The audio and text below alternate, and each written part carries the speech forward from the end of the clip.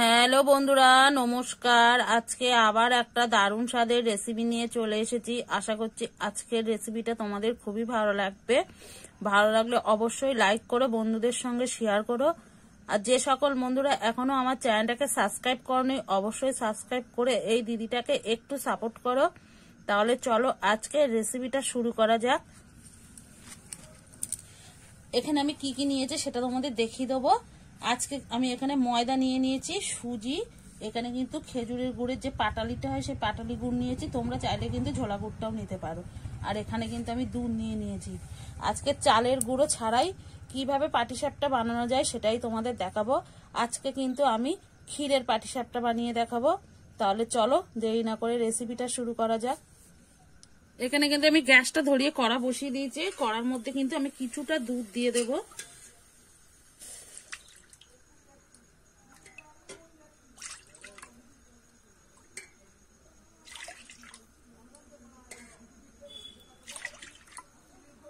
এই দুধটা কিন্তু আমি ভালো করে জাল করে ঘন করে নেব।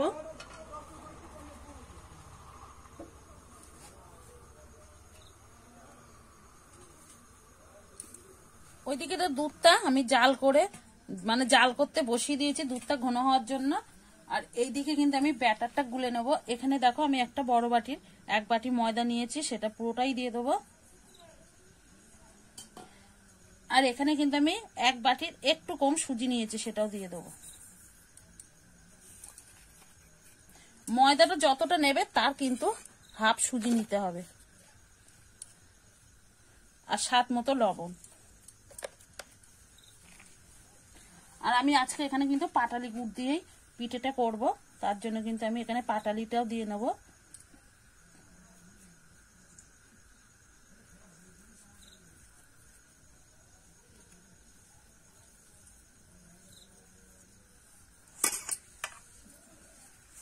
আর আমি কিন্তু এখানে হাত দিয়ে মেখে নেব। হাত দিয়ে মাখলে কিন্তু মাখাটা খুব সুন্দর হবে। এখানে আমি অল্প অল্প করে দুধ দেব আর মেখে নেব।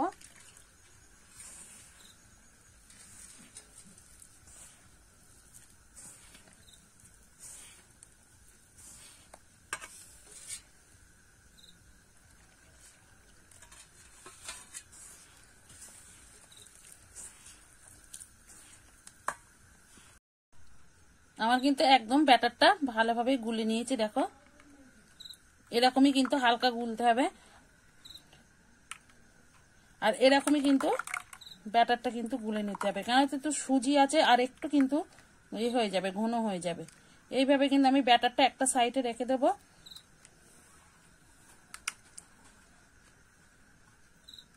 এদিকে কিন্তু আমার দেখো দুধটা কিন্তু ফুটে অনেকটাই কমে গেছে।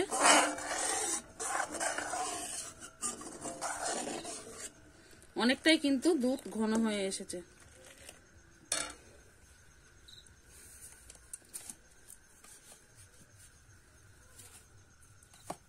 এখানে আমি এবার পাটালি দিয়ে দেব, দিয়ে কিন্তু আমি ক্ষীরটা তৈরি করে নেব।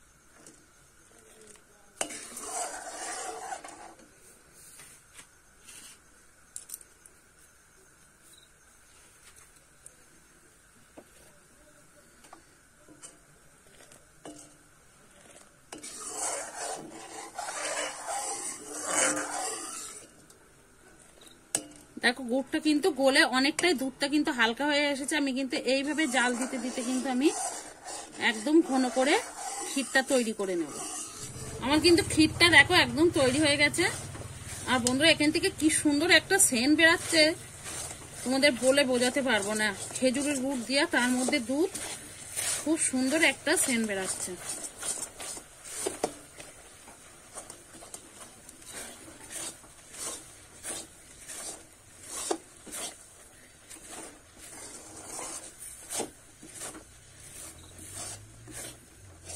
আমি আরেকটু এইভাবে নেড়ে নেব।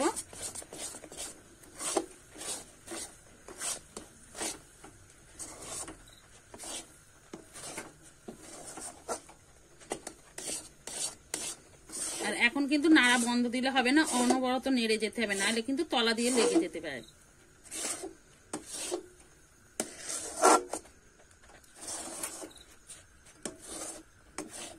এবারে কিন্তু আমি নাবিয়ে নেব।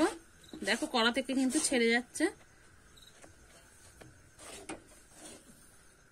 এইদিকে কিন্তু আমি একটা দেখো গ্যাসের ওপরে কিন্তু সসপ্যান বসিয়ে দিয়েছি, আর এখানে কিন্তু আমি একটু গাবা ঘি দিয়ে দেবো।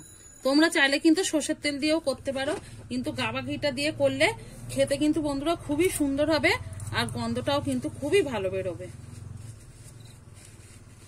এবারে আমি কিন্তু একটা টিস্যু পেপার নিয়েছি, সেটা দিয়ে একদম সারা গায়ে লাগিয়ে নেব।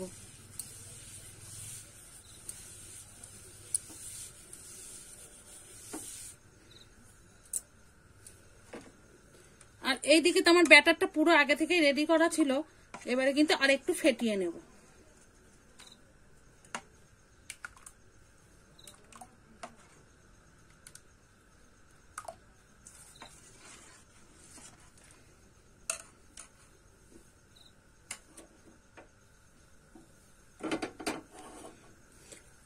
চাটু মানে এই সসপ্যানটা আমি একটু ভালো করে গরম করে নেব।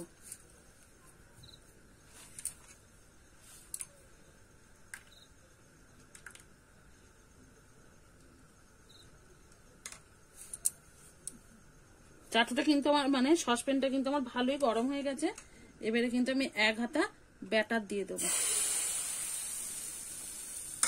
দিয়ে কিন্তু আমি ভালো করে একদম পাতিয়ে নেব।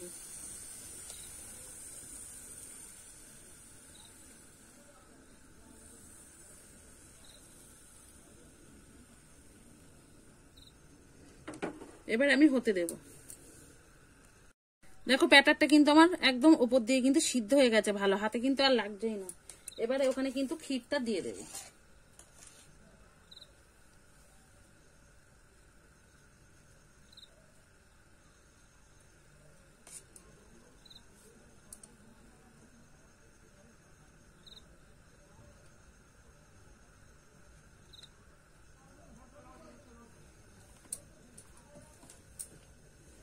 এবারে কিন্তু আমি সাইড দিয়ে তুলে নেব।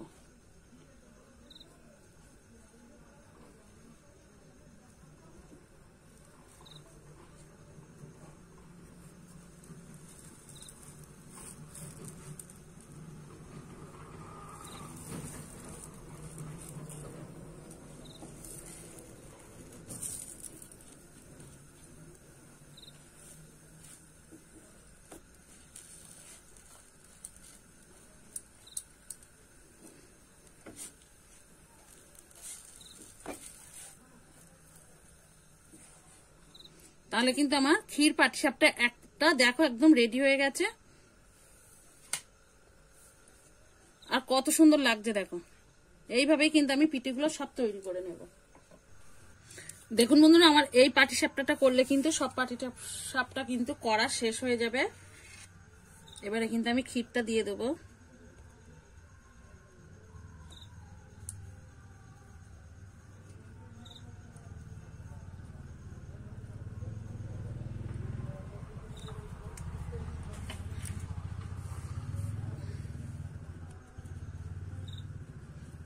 এবারে আমি সাইড দিয়ে কিন্তু তুলে ভাঁজ করে নেব।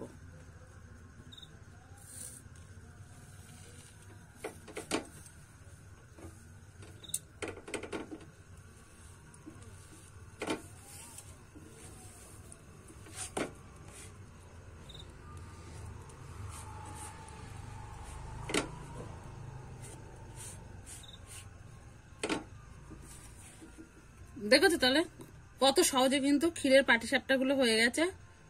একবার হলেও কিন্তু এই শীতে বাড়িতে বানিয়ে খেয়ে দেখতে পারো।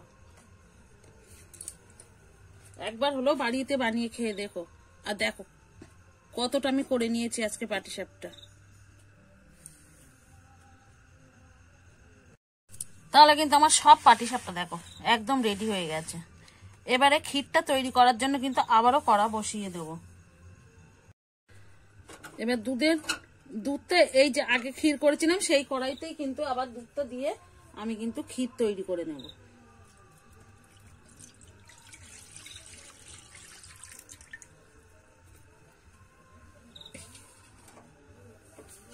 ভালো করে জাল দিয়ে কিন্তু ফুটিয়ে ঘন করে নিতে হবে। যেহেতু বলেছি আজকে ক্ষীরের পাটিসাপটা, আমি কিন্তু দুধটা ভালো করে জাল দিয়ে ক্ষীর করে নেব।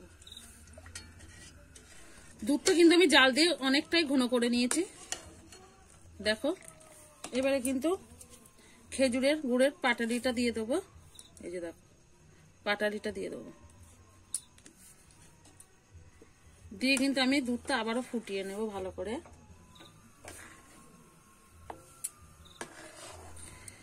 এবারে দেখো আমি দুটো এলাচ কিন্তু একদম পুরো ফাটিয়ে দিয়ে দিচ্ছি, দিয়ে আবার একটু ভালো করে ফুটিয়ে নেব। আমার কিন্তু হয়ে গেছে। এবারে কিন্তু পাটিসাপটা পিঠেগুলো কিন্তু এইবার দুধের ক্ষীরের মধ্যে কিন্তু দিয়ে দেব।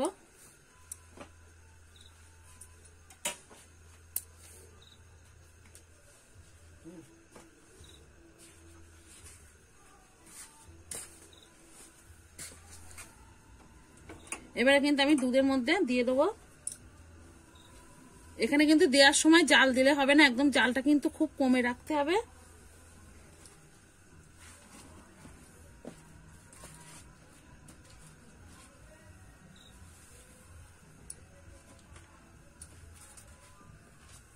আমি এখানে তো অনেক পিঠে করেছি, আমি কিন্তু সব পিঠে কিন্তু ক্ষীরের মধ্যে দেবো না, কিছুটা পিঠে শুকনো রেখে দেবো খাওয়ার জন্য আলাদা।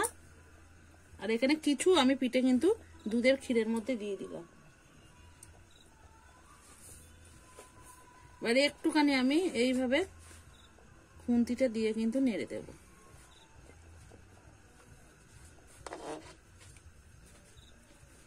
এইভাবে কিন্তু পাটিসাপটা পিঠেটা কিন্তু বন্ধুরা এইভাবে ক্ষীরের মধ্যে দুধের ক্ষীরের মধ্যে দিয়ে কিন্তু একটুখানি এইভাবে গরম দুধের মধ্যে রাখলে খেতে কিন্তু খুবই অসাধারণ লাগে। যেহেতু আজকে সবকিছুটাই দুধ দিয়ে করা আর খেজুরের গুড় দিয়ে, খেতে বন্ধুরা অসাধারণ হবে। আর এর মধ্যে থেকে কিন্তু একটা গন্ধ ছাড়ছে খুব সুন্দর, তোমাদের বলে বোঝাতে পারবো না এত সুন্দর গন্ধ ছেড়েছে।